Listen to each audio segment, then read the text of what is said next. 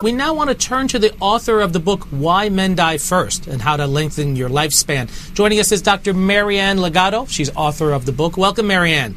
Thank you. How are you? I'm okay. Marianne, I read this book last night. I'm depressed. I'm sorry to hear that. So basically in this book, you say men really have it rough even before they're born, actually at the time of conception. Why don't we break it down to before conception, at birth, and later on for men? Okay. Well, boys have a hard time surviving the womb, believe it or not, and about 240 of them are conceived for every 100 girls.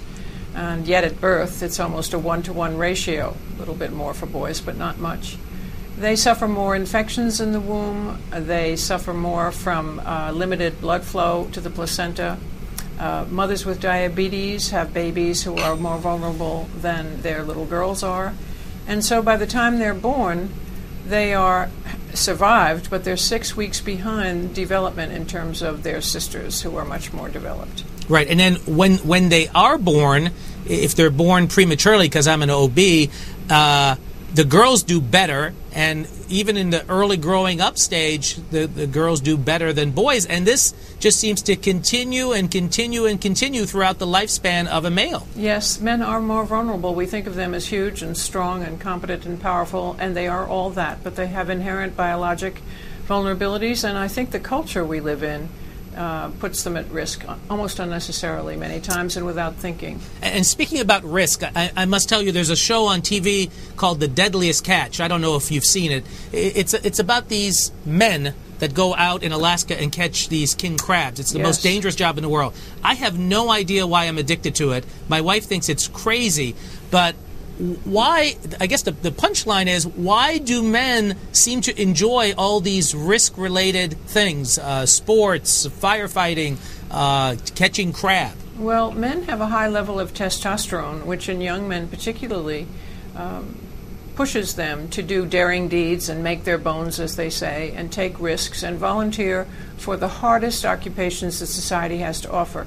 They volunteer gladly and they enjoy the challenge. Right. And after reading your book, I was thinking if men should become more like women and maybe women more like men. And do you see that going on in society? And is there any hope for men in this society? Well, that's a wonderful question. And I think as we homogenize the roles that men and women play, men and women will, in fact, become more alike. There are women now in the armed forces. There are women at the highest levels of corporate structure.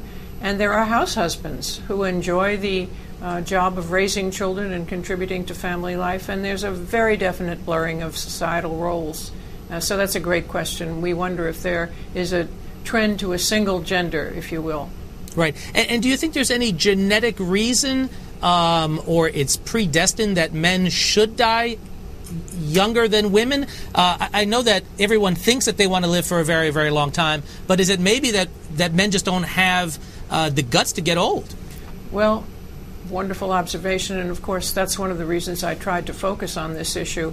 Certainly men think that that's a given. I said to one young man, I'm writing a book called Why Men Die First, and he said, oh, I thought that was a given. Is there anything we can do about it? And my position is there's a lot we can do about it. We are already aware of the vulnerability of newborn babies and baby boys, and we're concentrating on that. Adolescence is a particular time of vulnerability, which if boys who have a disconnect between their wish to do glorious and wonderful deeds and their judgment centers, which are not developed yet, if we watch those boys carefully, we may be able to salvage them. We know that teenagers commit suicide in horrendous numbers, and boys are 4 times more likely to do it and succeed than our girls. So we have to watch our young boys carefully. Right. You talk about your dad in this book quite a bit, and he's the classic macho male surgeon, never complains in anything. And you have a son. Do you see your son following the same kind of path as your father? Or do you think there's been a change that's already happened? Well, I think my son has been encouraged to talk more about his difficulties, but he has a very difficult job and is expected, as are all the men in his law firm, to soldier on many, many hours, and hopefully that will prove satisfying to him, and he'll survive that. Great. All right. Well, we'll end on that positive note. Marianne, thanks for joining us today. Thank you.